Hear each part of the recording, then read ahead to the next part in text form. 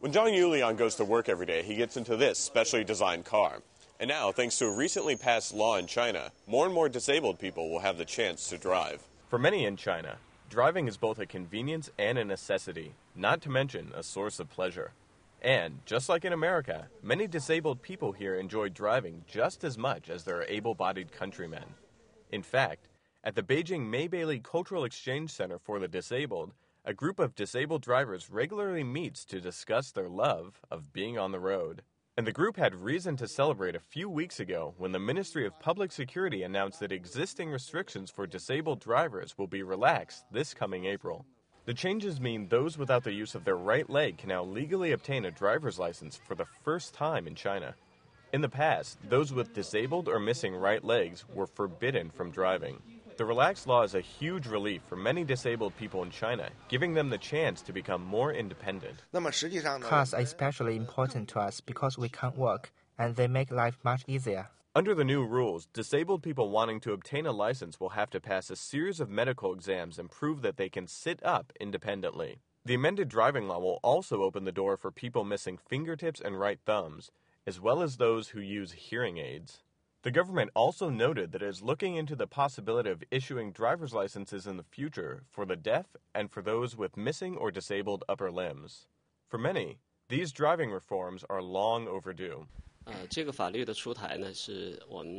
We have been waiting for this for a long time. It shows the government has become more aware of the rights of disabled people. On the other hand, there's still a long way to go.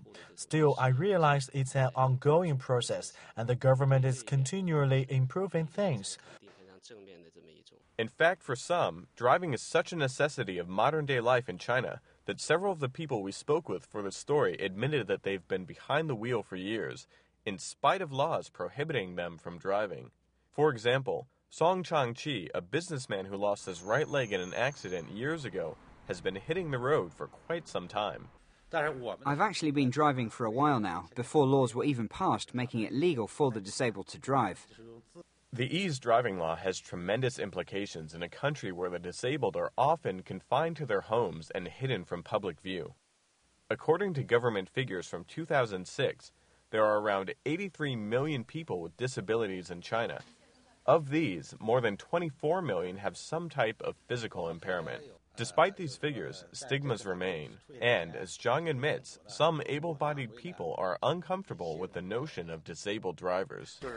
Some people are quite worried when they see a disabled person driving a car. Yet, thanks to some specially designed vehicles that allow drivers to accelerate and decelerate using just their hands, learning to drive comes easy for some disabled.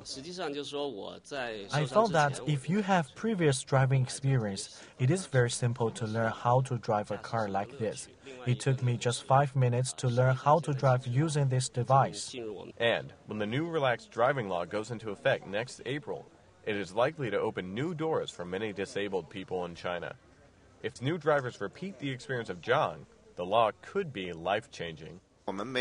Driving a car changed me from a person in need of help to a person who can help others.